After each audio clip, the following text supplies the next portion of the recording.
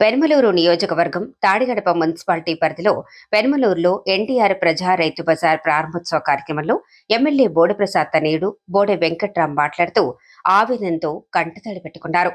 బోడె వెంకట్రాం కంటతడి పెట్టుకోవడంతో అక్కడ ఉన్న పార్టీ కార్యకర్తలు, మహిళలు భావోద్వేగానికి గురయ్యారు. నియోజకవర్గ అభివృద్ధి కోసం నిరంతరం కష్టపడుతున్నా వ్యతిరేకంగా ప్రచారాలు చేయటం, ప్రతిపక్షాల అభాండాలు వేయటం, చేయని తప్పును చేశారని ప్రచారం చేయటం, ఆవేదన, ఒత్తిడితో నాన్న నిద్రలేని రాత్రులు ఎన్ని గడిపారో నాకు తెలుసు. రాజకీయాల్లో ఎకరాలు ఎకరాలు కోట్లు పోగొట్టుకున్నాం, 1,00,000, 2,00,000 తీసుకుంటామా అంటూ బాధతో కన్నీటి పర్యంతమయ్యారు. పెన్మలూరు నియోజకవర్గం ప్రజల తర్వాతే కుటుంబం గురించి ఆలోచిస్తామన్నారు. ఈ రైతు బజార్ పెట్టే ముందల చాలా మంది సంతోషించారు. అలాగే కొంతమంది మరి నాన్నగారి బాగు కోసమో మళ్ళీ ప్రతిపక్షాలు బురద జల్లుతాయనో, ఎందుకండి ఎంతమందికని వస్తాము ఈ షాపులు లేనిపోయిన బురద మళ్ళీ జల్లుతారు, మనకు అవసరమా అని అన్నారు. కానీ ఆయన మాత్రం ఎక్కడా తగ్గలేదు. మాట్లాడే వాళ్ళు మాట్లాడతారు, కానీ మన ద్వారా అంటే సుమారు ఒక 100 షాపులు అనుకోండి. ఇప్పుడు 100 మంది అంటే సుమారు 100 కుటుంబాలు బతుకుతున్నట్టేగా, మన ద్వారా వాళ్ళు రోజు కూడుతున్నట్టే కదా, అది చాలు కదా మనకి అని అన్నారు. మంచికి మంచే జరిగిద్ది, చెడుకు చెడే జరిగిద్ది. అది మాత్రం గతంలో కూడా నిరూపించారు ప్రజలు, ఫ్యూచర్ లో కూడా రానున్న రోజుల్లో కూడా ఎప్పుడు నిరూపిస్తారు. మరి అలాగే కొన్నిసార్లు బాధ వేస్తుంది, ఏంటి ఇంత తిరుగుతున్నా, ఇంత కష్టపడుతున్నా, ఎందుకు ఇలాగా నెగిటివ్ ప్రచారం చేస్తున్నారు.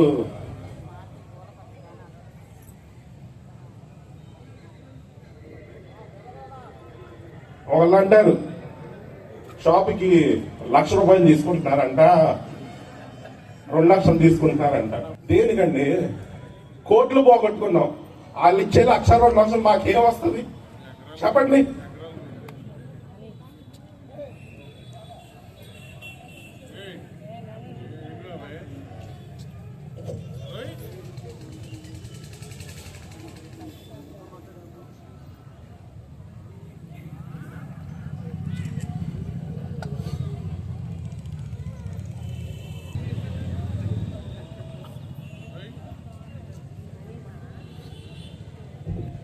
ఎకరాలు పోగొట్టుకుంటాం, కోట్లు పోగొట్టుకుంటాం. అవన్నీ ఎక్కడ పోయింది మరి అని ప్రజలకు తెలియాలి కదా, చెప్పాలి కదా. చెప్తేనే తెలిసింది కాబట్టి మాట్లాడుతున్నాం.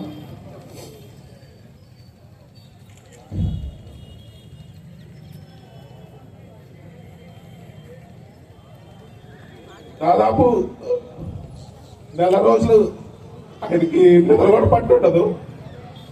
అలాగే ఆయనకి ఆవేశం.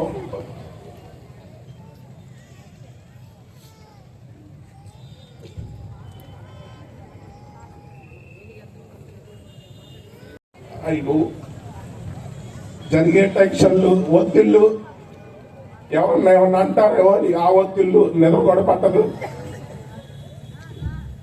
కానీ మీరందరూ ఉన్నారు, మా కుటుంబానికి ఎప్పుడు సపోర్ట్ గా నిలుస్తారని నమ్ముతున్నాం. చక్కగా షాప్ పెట్టుకున్నారో వాళ్ళందరూ బాగుండాలని, నియోజకవర్గ ప్రజలు ఎప్పుడు బాగుండాలని, నియోజకవర్గం ఎప్పుడు అభివృద్ధి పదంలో నడిపిస్తామని ఈ సభాముఖంగా అందరికీ తెలియజేస్తున్నాం.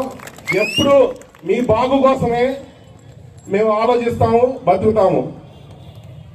కుటుంబం తర్వాత ఆలోచిస్తాము, ఫస్ట్ మా నియోజకవర్గం ప్రజల గురించే మేము ఆలోచిస్తామని. ఈ మాటలు ఎందుకు అంటున్నానంటే, మేము కష్టాల్లో ఉన్నప్పుడు మీరు అందరూ నిలబడ్డారు, అది నేను కల్లారా చూశాను. నా పేరు ప్రియాంక, మాది వచ్చి పెనమలూరు మండలం. ఎన్నో ఏళ్ళు బట్టి చాలామంది కూడా ఎక్కడికి వెళ్ళి ఏం చేయాలా అని చాలా టెన్షన్ పడుతూ ఉంటున్నారు. ఎవరి కాళ్ళకి వాళ్ళ కాళ్ళ మీద వాళ్ళు బతకాలని చెప్పేసి చాలామంది అనుకున్నారు, కానీ ఎవరు ఏమి చేయలేకపోతున్నారు అనే ఉద్దేశంతో బోడెప్రసాద్ గారు మాకు ఈ యొక్క షాప్ అనేది ఇవ్వటం అనేది జరిగింది. మాకు ఫస్ట్ నుంచి కూడా టీడీపీ తరఫున మాకు ఎన్నో విధాలుగా మాకు చాలా చాలా చాలా అంటే చాలా కూడా మంచి జరిగింది. మా నాన్నగారు హాస్పిటల్లో ఉన్నప్పుడు కూడా చాలా మంచిగా ఆయన యొక్క సహాయం జరిగింది మాకు. మా అమ్మగారికి ఆపరేషన్ కానీ మా అమ్మగారికి ఎలాంటిదైనా సరే టీడీపీ తరఫున నాకు మంచిగా జరిగినాయి. ప్రతిదీ కూడా మాకు అందుకుగా వచ్చినాయి. అలాగే ఈ కొట్టు కూడా మాకు అలాగే సహాయం పడుతుందని మేము అనుకుంటున్నాము. తన సార్ ఎవరైతే ఉన్నారో ఆయనకి చాలా బాధపడటం మేము చూసాము. మా కోసం కూడా ఇంత బాధపడుతున్నారా అని చెప్పేసి మాకు అనిపించింది. చాలా నిజంగా మాకు అంటూ ఒక అన్నగా మాకంటూ ఒక తోడుగా ఉన్నందుకు చాలా థ్యాంక్స్ అండి.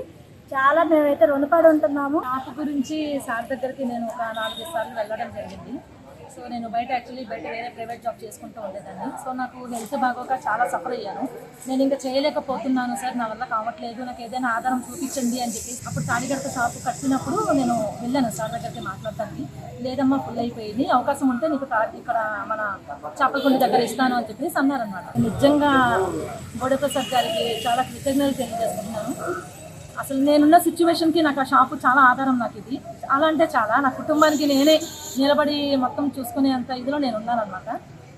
ఈరోజు నేను ఇలా నిలబడి మాట్లాడగలుగుతున్నాను అంటే నాకు ఈరోజు ఒక్కరోజు నేను షాప్ పెట్టి మెయింటైన్ చేస్తే కొండంత ధైర్యం వచ్చింది నాకు. ఈరోజు నేను ఈ 18 సంవత్సరాలు బయట మార్కెటింగ్ చేసి నేను బిజినెస్ చేసి డెవలప్ అసలు ఏం లేకుండా ఒక్క రూపాయి కూడా నేను సంపాదించకుండా ఉత్తి చేతులతో నేను తిరిగి వచ్చాను.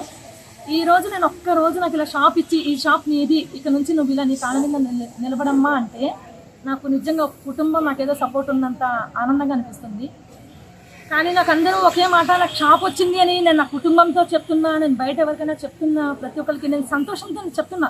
నాకు బోడప్రసాద్ గారు షాప్ ఇచ్చారు, నాకు ఒక షాప్ ఎలా చేశారు, నాకు ఇలా షాప్ వచ్చింది, నాకు ఇలా షాప్ ఈరోజు ఓపెనింగ్ అని చెప్తే ప్రతి ఒక్కరినోటి ఒక మాట, ఎంత కట్టావు షాప్కి, ఎంత ఇచ్చావు, మాకు ₹1,00,000 అడిగారు, 30,000 ఏమో ఇది మెయింటెనెన్స్ అడిగారు, రోజుకి 150 అడుగుతున్నారు, మరి నువ్వెంత కట్టావని అడుగుతున్నారు. నాకు ఒక్క రూపాయి కూడా ఆయన ఏ రోజు కూడా అమ్మ నీ పరిస్థితి బాగాలేదు, నేను మ్యాక్సిమం నేను ట్రై చేస్తాను, షాప్ వచ్చేలాగా నేను ట్రై చేస్తానమ్మా అన్నారే కానీ ఒక్క రూపాయి కానీ మాట కానీ డబ్బులు కానీ ఆయన అసలు ఏ రోజు నేను మాట్లాడలేదు. నేను నిజంగా నా కుటుంబం మొత్తం కూడా ఆయనకి రుణపడి ఉంటాము. నాకు ఈరోజు అవకాశం ఇచ్చినందుకు బోడప్రసాద్ గారికి. అందరూ బయట టాక్ అయితే అంటున్నారు ఏదో డబ్బులు తీసుకుని షాప్ పెట్టారని. ఈరోజు నేను మార్కెట్లో సరుకు అమ్ముతున్నా సరే నా దగ్గరకు వచ్చి సరుకు కొంటా వచ్చి కూడా నాకు 5గురు అడిగారు, ఎంత ఇచ్చి నీకు వచ్చింది షాప్ ఇది, ఎంత ఇచ్చావు నువ్వు అని చెప్పి. నేను ఈ రోజుకి దేవుడి మీద ప్రమాణం చేసి చెప్తున్నా, ఒక్క రూపాయి ఇవ్వకుండా నేను ఈ షాప్ ఈరోజు నేను తీసుకొని నేను సంతోషంగా నేను చాలా హ్యాపీగా ఉన్నాను.